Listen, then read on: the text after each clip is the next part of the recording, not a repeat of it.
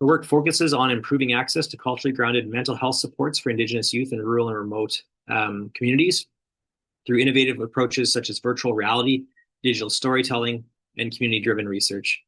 With a background as an advanced care paramedic and extensive experience in applied research, Lindsey brings academic, clinical, and community perspectives to advance equitable, culturally responsive mental wellness solutions across Saskatchewan.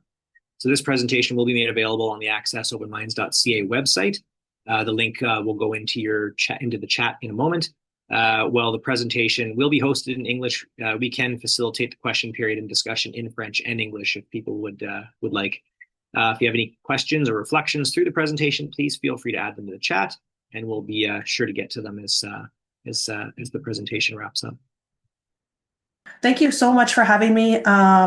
Already learned so much from your group today, and it's just such a privilege to be here with you all today. As Chris said, my name is Lindsey Boechler, and I work alongside many Saskatchewan communities, looking at ways that we can support the mental health and well-being of Indigenous youth across our province. So, the goal of this study is really to assess existing supports and then identify service gaps and explore how VR, our virtual reality technology, can be used to enhance mental health resources. Before we jump in, I do want to begin by acknowledging that I'm presenting to all of you today from Treaty 4 territory. This is the traditional lands of the Cree, Saulteaux, Dakota, Nakota, Lakota, and homeland of the Métis Nation. And this is really close to my heart in acknowledgements of the harms and the mistakes of the past. And I do truly believe that truth has to come before reconciliation or hand in hand with it. But our team is intentionally committed to moving forward in partnership with Indigenous nations and doing so in the spirit of reconciliation and collaboration. So I'm here today to share a little bit about how we're working to grow together to connect our most vulnerable youth across our province to mental health and wellness supports that they need and deserve. So before working at Sask Polytech, I was a paramedic, as was mentioned. I spent most of my career in northern Saskatchewan. This picture here, though, was taken on Treaty 4 territory. This was probably after one of the worst nights of work ever. But then I remember walking out the door, and it was just the most beautiful sunrise after a horrendous night. And looking at the police car, the ambulance, and stars all there in place, just looking at the collaboration that took place and how everyone came together. So I do really appreciate this picture. And to me, this represents a lot of some of the work that we did together in Treaty 4. But most of my work took place here in Treaty 6. So most of my career, about 8 years of it, I was based out of Spiritwood, Saskatchewan, supporting the surrounding communities there. And working in northern Saskatchewan really showed me how communities had their own rich histories and cultures and languages and traditions. And it was really a tremendous experience that I'm super grateful for. But it also showed me the barriers to care faced by people living in rural and remote areas, and the long hours that we had to travel with people on roads just like this one to access resources that many of us take for granted. So there's many days that the drive was 3 times longer than the care that the patients received before they got turned away again.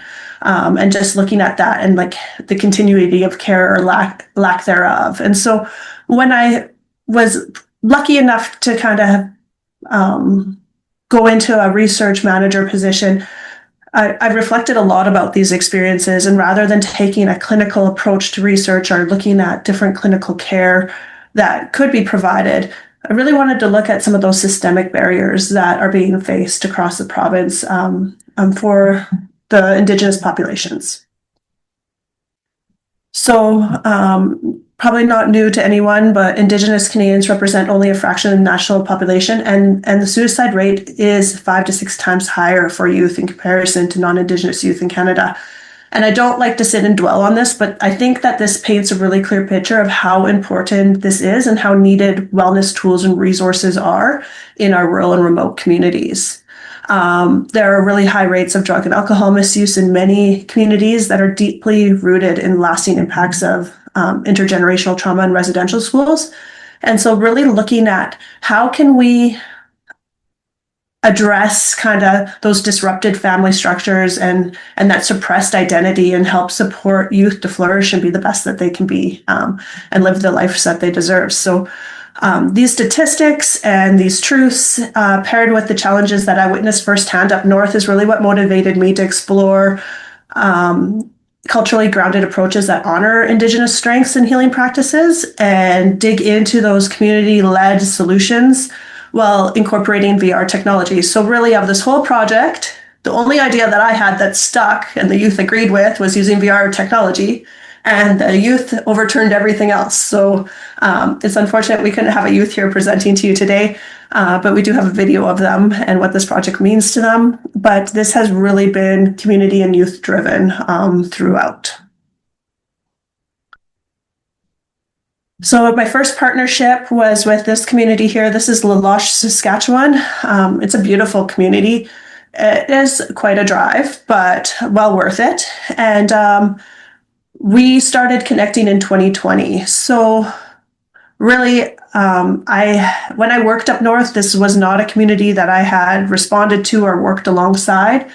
However, based on some of the events that had occurred in the community and the work we were hoping to do, talking to their wellness coordinator at the high school, the need was well aligned, and the existing resources and supports to ensure that the youth were supported as we worked on this, it was there. So it was a really well-suited partnership to begin this venture together. So in 2020, I walked in carrying a VR headset and really just met with youth in classrooms, in the library, where they were at when they wanted to chat, and just said, like, how can we use this technology to support you? Not super receptive when I was like, how can we do this to support your mental health? But when I was like, what would interest you in this? How could this support you in living your best life? And what might this look like? We got some of those conversations moving forward once we built a few relationships. And I'm not going to lie, it took me playing some Beat Ninja to get the students on board. Because before you can expect them to put on a headset and view your content, it was really the trust in myself. And when they realized I had no rhythm, but I was still willing to try, they also were more than happy to try and start collaborating. So it took a little while to kind of break through some of those barriers and connection points, but once they were established, it's been a beautiful partnership moving forward. And I'm actually heading back there next week, so I'm really looking forward to my next trip. So as we got into it, we really started looking at where do we go from here, and how do we study this? Where do we start? And so we really started by outlining their current status of mental health support, so what already existed, and then trying to identify not only service gaps, but ways to either address gaps or enhance existing supports. So really kind of looking into what was there, what worked well, what didn't, and then some existing barriers or challenges that were being faced that we could potentially support through the use of technology. The pictures on here, these are all pictures I took in community. So that's the high school that we're working out of. If anybody has an opportunity to go there, it's absolutely beautiful. Every drive I run into, I can't drive past a bear and not stop. So we always get to see the bears on the road. So that was one of my bears, and I'm always in a rental, so I can safely call them to the car to pull over and not worry about the vehicle. But yeah, so this is the community. And so at first we really focused on that outline, identify and explore potential. And we're just transitioning into phase 2, where we're starting to develop new supports using virtual reality technology. So I'm going to focus on that quite a bit today. Starting back with kind of what we heard from the community as a start is we started by collecting data, and that encompassed, I think it was 18 interviews and 6 focus groups. So went to community members. We had youth be part of it, as well as clinicians, teachers, community members at large, and people that were identified in the community as the leaders, not necessarily in like a formal leadership role, but those strong leaders within community, just to explore their thoughts on this area. So the voice of the teaching staff was quite strong. But being a teacher, it was obvious that being a teacher entails a lot more than just teaching the curriculum and speaking with teachers and students as well. It was really evidence that teachers serve as a trusted confidant for their students. So the quotes you see here are things that the teachers shared about the current state of mental health of the youth at that time. And they shared a lot of raw insights into the lived experience of their students and what the reality was there for some. So teachers spoke at length about the living conditions of students and added responsibilities that a lot carry with their families. And so one teacher said, when that's a normal part of your day, how do you develop positive habits and patterns, and how can we better support this? And so really looking at it from that perspective. Whoops. The clinicians as well. The clinicians really shared how they felt the current mental health crisis interlaced with histories of trauma was perpetuated by colonial legacies. So the clinicians that we had a focus group with, they did not hold back, and it was really interesting to hear their perspectives. And that quote on the bottom left there, I was rereading it this morning as I was preparing to present, and I can still hear her name or her voice in my head 5 years later or 4 years later, and just the emotion that was laced into it. And so she said, I'm actually quite frustrated. I feel like I'm perpetuating a system designed to fail and has failed 20, 30, 40 years. So this is someone trying to serve and support the youth in the community, and just feeling like they're up kind of against the wall and just redoing what hasn't worked. So they were really open to exploring different approaches, and not how we replace things, but how technology could be introduced and added to support some of these areas of care. It was interesting because when I first went in as well, I did have a clinical lens. So I was like, well, if we take a VR headset and we just offer clinical counseling through it, obviously if there's barriers, you can't talk to a counselor, you put the headset on, you can meet with a counselor, problem solved. Youth didn't really care for that idea. And when I really got to know the community, I learned that as you see in the middle of the quote there, counselors were already not being accessed. So the problem was they didn't have counselors. The problem is the ones that were there were not being utilized. And there was a need for a different approach. And so that's really, rather than making assumptions, is really getting to the root cause and to what the community actually needs and what their priorities are, rather than yours as a researcher or an outsider. So really taking that and putting that into our prioritizing that throughout our work. And most importantly, the voices of the youth. So I thought, again, my assumptions, and I'm sharing kind of some of the lessons learned through the work we did, because we learned a lot of lessons along the way. We had to adapt. I made tons of mistakes. So I always say, it's okay to make mistakes, but to reflect on them and to shift your pathway accordingly, or your next approach. So I thought that the youth would like focus groups, because you kind of get a bit of that group think. You have your friends there, you can chat. No, it was crickets. We did not get much of the youth voice through our focus groups. The adults would go on and on all day if you let them. The youth, not so much. So had to take some time, made a few more trips just to build relationships, work with the technology, started taking up a 360 camera and actually creating virtual reality content, stuff we could put on the headsets, and just letting the youth explore it a little bit more so they could get more creative with their thoughts and what they thought it'd be useful for. And then opened it up to them on, if you want to share your thoughts in this area, it's your choice. If you want to come in with a group of 4 students, you want to come in by yourself to interview, you want to bring a friend, I'm here in this area all day, and I'm just here to listen. And that's when we really got the voice of the youth. So we had 14 youth interview, and I had to extend my stay in community. So it was really nice that we can say a lot of this work was driven by that foundation of the youth's voice in alignment or in combination with other community members along the way. So we did capture the voice of the youth, and very few of them, it was kind of surprising to me. I don't know, now I'm not that surprised, but I was at the time, that very few of them very few felt they themselves would benefit from resources labeled as mental health support. They really had no interest. They were just living their life, how they live their life, and it is what it is. But then you're getting these quotes, like the one at the top right, it just feels empty, there's no emotion, there's just thoughts, but other days there's thoughts and emotions with the day. Or the one on the left, I tried other things, and I just tried so many things just to numb the pain, but nothing seems to work. We also heard stories from some where one in particular stands in my mind still, as he's like, well, I think this is kind of dumb and I don't know if I want to be part of it, but I want to chat about it. And he's like, and the reason I'm here is because I feel like my brother might have benefited from it. And his brother had taken his own life in their home the year before.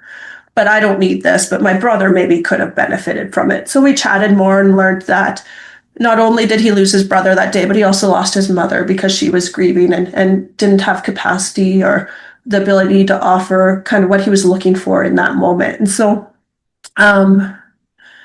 it was just kind of seeing that perspective and being able to understand a little better through the lens of the youth themselves that really helped us redirect this. And so then talking to that youth about, well, if this doesn't work for you, what would? Like, how could we keep you interested? What brought you here today? And he's like, well, I just think VR headsets are kind of cool. And I'm like, okay, well, how can we use them to keep you connected? And it's voices like his that really drove us into looking at community connections using the headsets or keeping the youth connected one another live time virtually to foster relationships that they establish in person. So voices of the youth really drove this forward.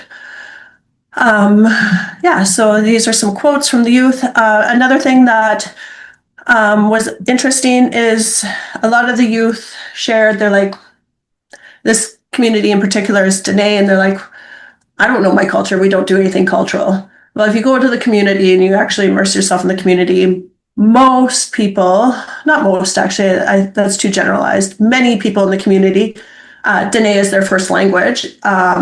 Many youth, this is one community that I hear the Indigenous language more so than any other community that I work in. So it's just beautiful. The language is still thriving, although in the past 5 years it has been decreasing over time. I've noticed with the young ones. And they say, we don't have culture. Dene don't have culture. However, they have land-based camps and hunting and all the things that are just not just life, but our life, our normal everyday living things weren't deemed cultural practices. It was just the way they lived or their way of being. So I was really interested to kind of hear the youth's perspective on that and how they define certain things in comparison to how we define it, or it's oftentimes defined in literature, driven from Eurocentric worldviews. So with the data analysis, it identified 3 key pillars that really align with lots of work that's being done otherwise, but it's just the youth were really looking for that sense of safety, identity, and belonging, and all encompassed in a sense of community. So with this project, and I've talked about it a lot, it really shifted over time, trying to learn what the youth were looking for. And our findings led us to engage in a multi-pronged initiative. So if you remember, I said initially we went in, we're going to use this headset for counseling. We actually started using it in multiple different ways and started a multi-pronged approach that also used in-person wellness retreats. So we, for the last 2 years, have hosted a provincial in-person youth summit. I'm going to talk a little bit more about that, and then use the headset and the technology to build on the teachings that were done in person and the connections that were made in person following the summit. Just because it's not realistic to bring everybody together in person all the time. All in all, integrating VR technology within mental health care, it's been realized by our partners, the potential of it to offer a way to connect with one another and to really foster those relationships. So not to replace anything in person or in-person teachings, but to help really sustain it and overcome some of those barriers when you can't access it otherwise. The youth were really interested in learning about one's own culture as well as worldviews of others. So interested in sharing their communities with others and then learning about communities of others. And another thing too that they really liked the idea of was accessing educational content that they might not want to ask about or might not be readily accessible otherwise. The conceptual framework underpinning this research, and I won't stick on this too long because I really want to get into the summit and the youth's voices here. But everything we do is integrates trauma-informed practices, focus on that cultural responsiveness and anti-colonial solidarity. So we are really focused on upholding overarching youth-centered and strength-based approaches and dismantling those colonial underpinnings. So I don't just want to adjust or accommodate Indigenous perspectives. It's really having the youth and those involved from partnering communities to drive everything we're doing, and doing everything in a partnership. So it's even more than a collaborative effort, but more into a partnership, and bringing together Indigenous and non-Indigenous people to support this and bridge this. So centering those Indigenous worldviews to revitalize connection to cultural practices, and to land as well as we go. I think here, there's been a lot of publishing and a lot of focus on two-eyed seeing, and I am in agreement with it, but I've also heard lately that there's some people that are kind of like, we've got to move beyond that, and you can't just add or mold together. And so what we've really focused on here is offering the youth what they feel they need when they need it. And so it's not really about adapting existing paradigms or approaches. It's really about integrating Western and Indigenous paradigms and recognizing shared goals along the way. So it's not, in this point of time, it's not that practical to exclude Western practices entirely, as they're really a part of a lot of the youth, all the youth we're working with. It's part of their lived experiences and their realities in today's world. So our goal is not to reject Western ways, but to critically engage with them and select and integrate different elements that are beneficial for our partners, while striving to reclaim and revitalize traditions and knowledge systems simultaneously. So I'm just going to play a video from our youth here. Saskatchewan Polytechnic researchers are partnering with rural, remote, and northern communities to co-create virtual reality resources that will enhance the well-being of Indigenous youth across Canada. We are doing this by building a combination of in-person and virtual wellness supports that offer real-time interaction, provide opportunities to connect with culture, increase access to counseling and support groups, and offer informative sessions addressing specific community safety concerns. Technology is a huge promoter right now for the youth and stuff. The kids can just throw on a headset and be able to connect with other kids or other people. I think it's a huge, huge asset. Because, a lot of people I've noticed right now, like the in-person communication can be tricky. But if you can throw on a VR and then be able to talk to somebody from somewhere else for the support, and it's a whole new world. How can we connect you to youth from other communities through this headset? How can you access information on this headset that you may not feel comfortable asking for, or to get the answers to those questions that you're curious about but don't really know? VR is a good approach because of the audience we're trying to reach, and that's our youth. In this day and age, technology is almost second nature to them. So virtual reality is something that would appeal to them.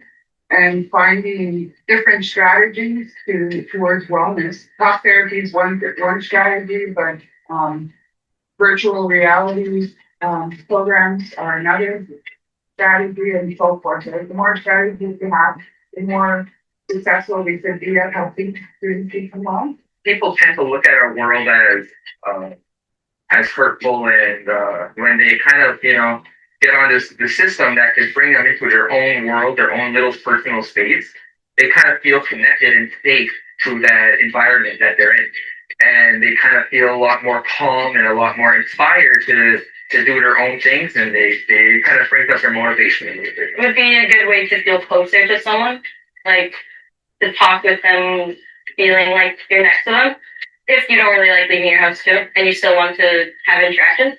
When I first tried to do that, it was pretty cool. It was just me and my headset, and when I got it, I didn't want to take it off. I've always wanted to try VRs. Never had a chance to until this whole project came around. Not everyone likes to really be present all the time. A lot of people get too lost in their heads. And VR is probably something they use to get away from stuff to help ease their mind a little bit. Integrating VR technology with mental health care has the potential to offer Indigenous youth across the country a way to connect with one another and foster relationships, learn about one's own culture, as well as the worldviews of others. If I could take a VR camera, I would change one to my grandpa's lake. And I kind of would like to bring that environment to see with the other kids out in the cities who can't really go hunting or fishing.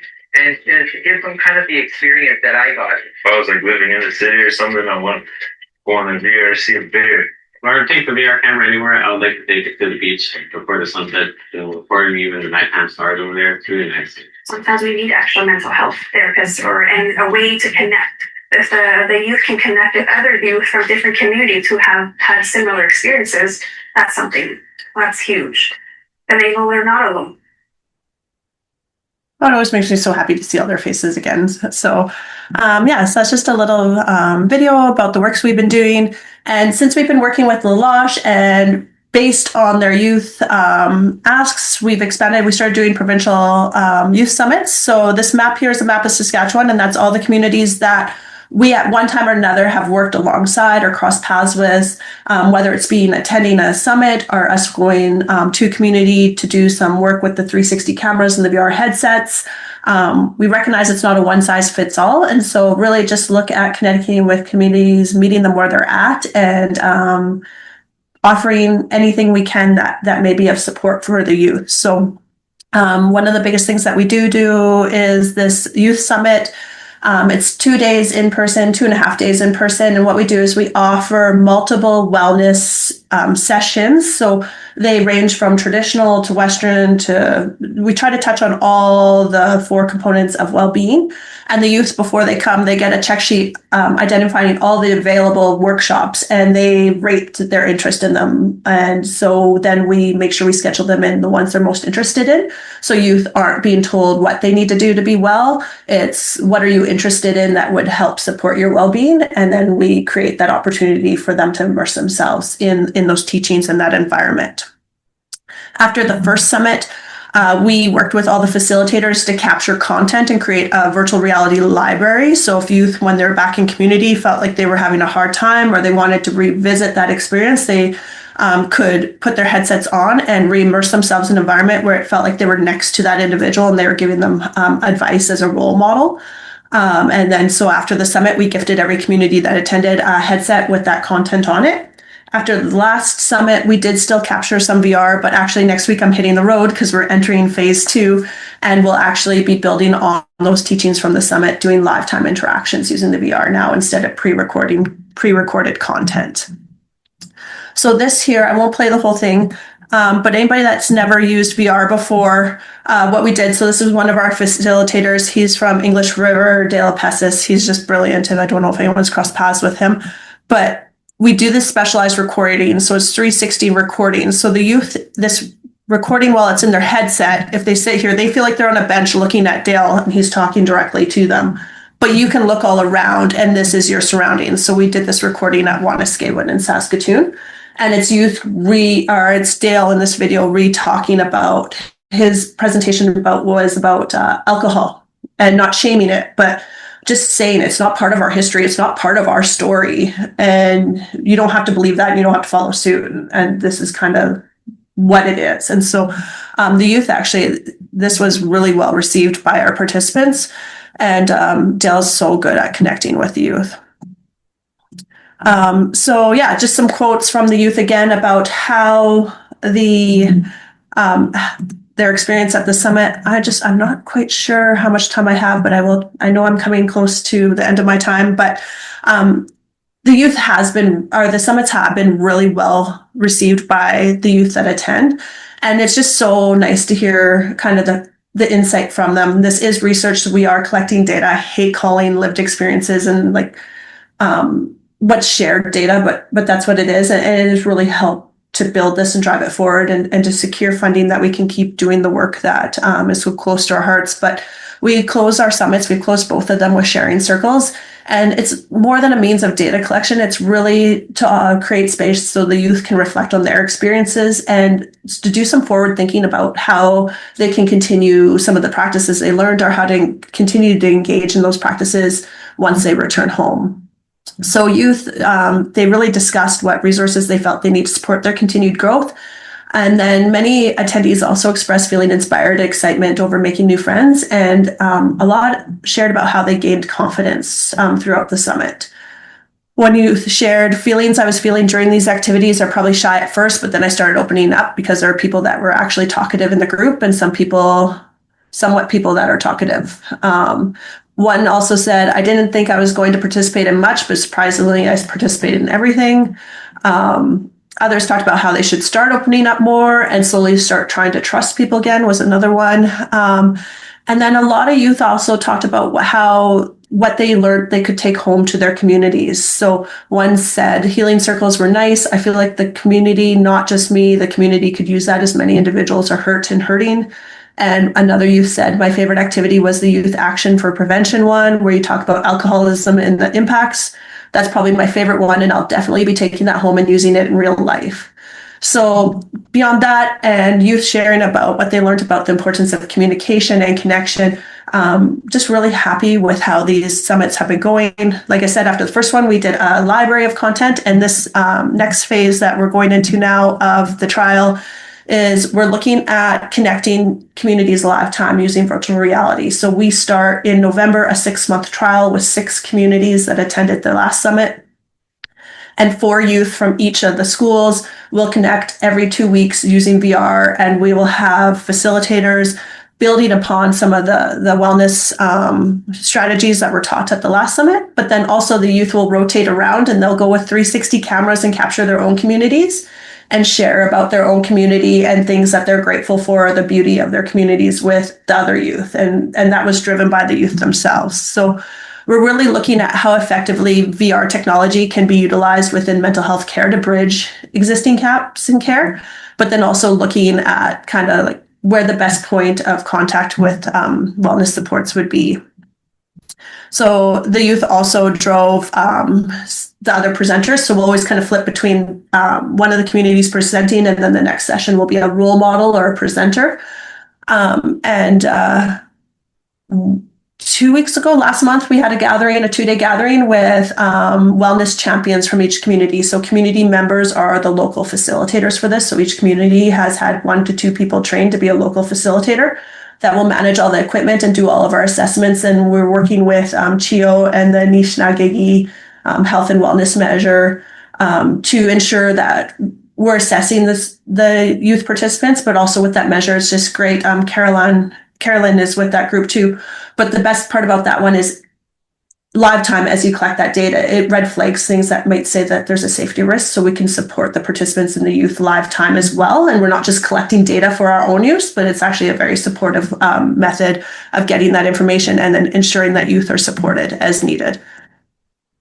So yeah, we're looking at educational content, role model sharing, synchronous workshops, but then also asynchronous content, capturing communities and culture with 360 recordings. I've had knowledge keepers come to me saying we've worked alongside them for workshops, and they say they're going to buy a 360 camera to capture some of their medicine collection and teachings, because it's in places that are remote and there's not an opportunity to take the youth. So whenever there's an opportunity for those teachings in person, like, yes, for sure. But people are seeing the value in this for capturing those teachings that aren't that easy to continually share along the way, or teachings that are being lost over time. So for our lifetime engagement with the youth that we're starting with this trial, we're using a platform called Engage. It's completely secure. And what they'll do is they will feel like they're together. So every body you see on this is like, this was me recording inside the headset. And so as it turns, that's me turning my head, and every youth will kind of have their little anime or whatever you call it. And it's funny because this session, we're building the content, and I'm like, why are we taking them from a classroom to a classroom? Like, well, we have all this ability. And so actually that session, we changed this setting and we popped it into the forest. So now we're going to do all those learnings, and we're going to do our value compasses in the middle of the forest where we sit there, and it's just like open space. And it's crazy, even though it's still in a headset, how much more open and free it feels. So with that, here's a few QR codes to follow us. We do have a Facebook and an Instagram page. We're just getting off the ground, but we're going to provide updates to our community partners that way if anyone's interested, as well as that top QR code is we do quarterly e-newsletters to kind of share about progression. Have a couple partners on this call already, always looking to promote the brilliant work of others and to see how we can work in a synergistic way rather than trying to recreate everything. So really happy for the opportunity to present to you all today and to get to know the work that you're doing as well.